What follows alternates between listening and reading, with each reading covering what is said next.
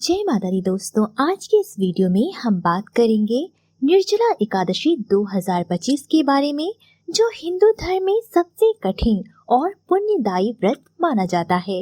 इस व्रत को करते समय किन बातों का ध्यान रखना चाहिए, क्या करना चाहिए और इस दिन कौन से ऐसे कार्य हैं जिन्हें भूल कर भी नहीं करना चाहिए। साथ ही जानेंगे इसकी एक पौराणिक कथा को। तो अंत तक इस वीडियो को जरूर देखिएगा और अगर वीडियो अच्छा लगे तो वीडियो को एक लाइक जरूर करिएगा। शास्त्रों के अनुसार एकादशी का व्रत सभी व्रतों में सबसे खास माना जाता है। ज्येष्ठ माह के शुक्ल पक्ष को पड़ने वाली एकादशी को निर्जला एकादशी के नाम से जाना जाता है। निर्जला एकादशी के व्रत में पूरे दिन निर्जल रहकर यानी कि पानी की एक बूंद पिए बिना व्रत रखा जाता है और भगवान विष्णु का पूजन किया जाता है। शास्त्रों के अनुसार निर्जला एकादशी का व्रत रखने से मोक्ष की प्राप्ति होती है। निर्जला एकादशी के व्रत को भीमसेनी एकादशी भी कहा जाता है।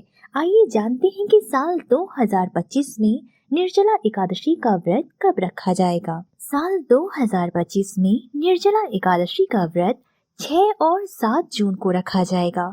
6 जून को गृहस्थ लोग निर्जला एकादशी का व्रत रखेंगे और 7 जून को वैष्णव लोग एकादशी का व्रत रखेंगे।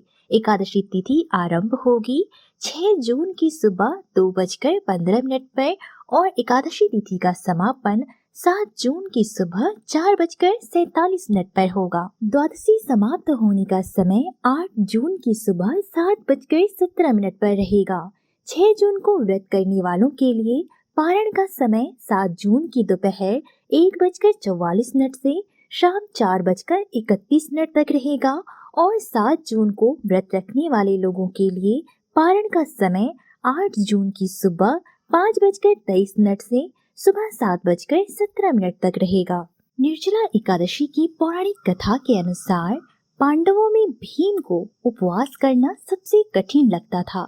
जब उन्होंने ऋषि व्यास से इसका समाधान पूछा तो उन्होंने बताया कि यदि वह निर्जला एकादशी का व्रत पूरी निष्ठा से कर ले तो उन्हें सभी एकादशियों का पुण्य प्राप्त हो जाएगा। भीम ने इस व्रत का पालन पूरी निष्ठा और श्रद्धा पूर्वक किया। निर्जला एकादशी के व्रत के प्रभाव से भीम को सभी एकादशियों का पुण्य प्राप्त हुआ। भीम के द्वारा इस व्रत को रखे जाने की वजह से इसे भीमसेनी एकादशी भी कहा जाने लगा। आइए जानते हैं कि एकादशी तिथि पर क्या करना चाहिए और क्या नहीं करना चाहिए। एकादशी तिथि पर प्रातः काल उठकर शुद्ध वस्त्र धारण करके भगवान विष्णु की पूजा आराधना करनी चाहिए। विष्णु सहस्त्र नाम का पाठ करना चाहिए। निर्जला एकादशी के नाम से ही स्पष्ट है कि निर्जला एकादशी में निर्जला व्रत रखा जाता है, जिसमें पानी की एक बूंद भी नहीं पी जाती है। इस दिन ध्यान, तप और भजन कीर्तन में ही अपना समय व्यतीत करना चाहिए।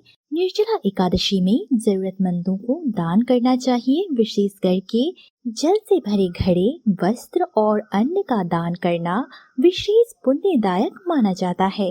आइए अब जानते हैं कि इस दिन कौन से कार्य नहीं करने चाहिए। इस दिन जल, अन्न, फल या कोई भी खाद्य पदार्थ का सेवन ना करें। क्रोध, झूठ, निंदा और विवाद करने से बचें। इस दिन पत्ते तोड़ना, विशेष करके तुलसी पत्र तोड़ना वर्जित होता है। इस दिन अहिंसा का पालन करना चाहिए। किसी भी जीव की हत्या या हानि नहीं करनी चाहिए। ब्रश करना या दांतों की सफाई करने से भी बचना चाहिए। पारण करते समय भी कुछ विशेष बातों का ध्यान रखना चाहिए। इस दिन शुभ मुहूर्त में ही पारण करना चाहिए।